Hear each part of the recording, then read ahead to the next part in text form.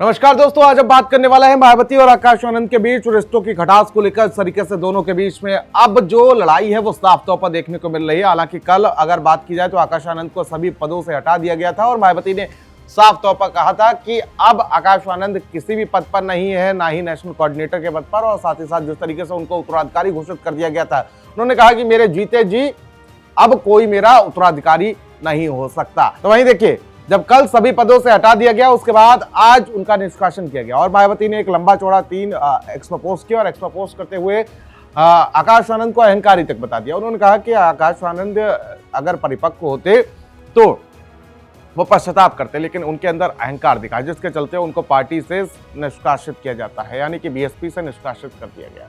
आकाश आनंद और मायावती के बीच जो रिश्तों की खटास है वो कहीं ना कहीं सीढ़ियों की तरह रही, उतार चढ़ाव की तरह रही। कभी वो उनके सबसे करीबी हो जाते थे, कभी वो अपरिपक्व घोषित कर दिए जाते थे, कभी उनको सभी पदों से हटा दिया जाता है और अब तो अब पार्टी से भी हाथ धो बैठे।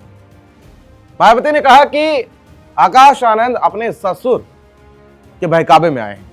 वही ससुर अशोक सिद्धार्थ, जिनको कुछ दिनों पहले मायावती ने पार्टी से निष्कासित किया था और उनके ऊपर आरोप लगाया था कि पार्टी विरोधी गतिविधियां वो कर रहे हैं और किसी दूसरी पार्टी का समर्थन कर रहे हैं।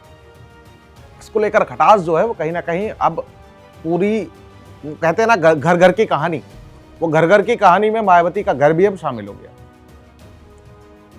जब अशोक सिद्धार्थ को निष्कासित किया गया तो ये बात बेटी को जरूर बुरी लगी होगी, यानी कि आकाश आनंद की पत्नी, और इसी को असल वजह माना जा रहा है जो बुआ और भतीजे के बीच फूट पड़ी।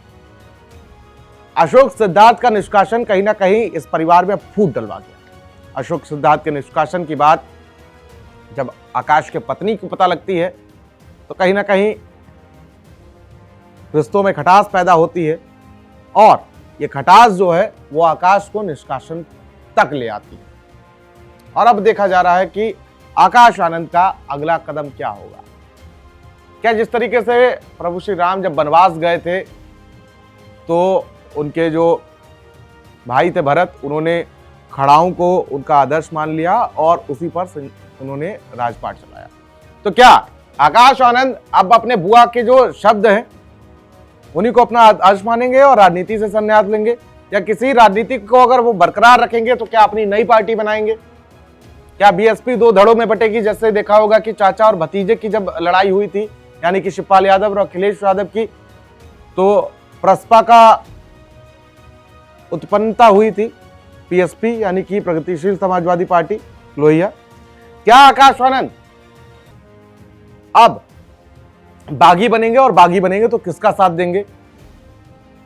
क्योंकि देखिए, ये लड़ाई आज की नहीं है। 2022 विधानसभा चुनावों के समय में सबसे ज्यादा एक्टिव नजर आए थे आकाश आनंद, और नतीजा क्या था वो हम सभी ने देखा। 1 सीट बीएसपी ने जीती और उस सीट को जीतने में भी मुझे लग रहा है कि जिस तरीके से उमाशंकर रसना वाले जो हैं उनका अपना जितना प्रभाव है, मुझे लग रहा है कि उसमें उनका योगदान ज्यादा था बीएसपी का कम। तो वो सीट भी उमाशंकर रसना के खाते में ही जाने दीजिए। आजकल वो भी बड़े बीजेपी से घुल मिल रहे हैं, वो भी खतरा है मायावती के लिए कि कब इधर से उधर पलट जाएं और लोकसभा की तरह विधानसभा में भी नील हो जाएं। 2022 के समय में आकाश आनंद बड़े एक्टिव रहे। एक्टिव रहने के साथ साथ अगर बात की जाए तो सीट तो नहीं दिला पाए, लेकिन पिच तैयार करते रहे। 24 आते आते जब वो प्रचार कर रहे थे तो ऐसा लग रहा था कि बसपा का फिर से उदय होने वाला है, लेकिन कुछ कर नहीं पाए।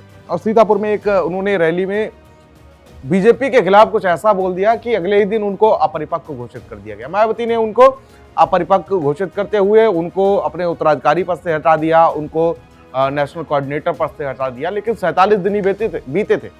47 दिनों बाद वो एक बार फिर से परिपक्व हो जाते हैं और इसी के साथ दुनिया के सबसे ज्यादा तेज परिपक्व होने वाला इंसान का जो रिकॉर्ड है वो भी अपने नाम कर लेते हैं।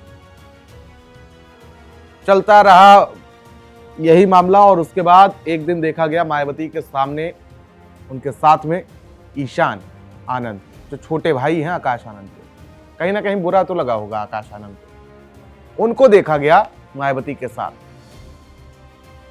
और मायावती चाहती हैं कि आकाश आनंद की जगह पर ईशान को आगे बढ़ाया जाए राजनीति में।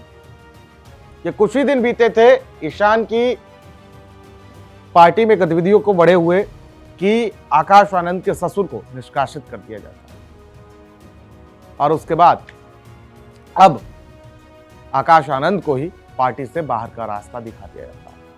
अब ये देखने वाली बात होगी कि आखिर अगला कदम आकाश आनंद का क्या होगा। क्या वो नई पार्टी बनाते हैं, क्या वो बागी बनेंगे और क्या वो किसी दूसरी पार्टी का समर्थन कर सकते हैं, क्या आकाश आनंद अब संन्यास लेंगे, ये तमाम सवाल हैं। क्योंकि देखिए इस तरीके से उनका अब कहीं ना कहीं राजनीतिक करियर बन चुका है, राजनीतिक वजूद बन चुका है।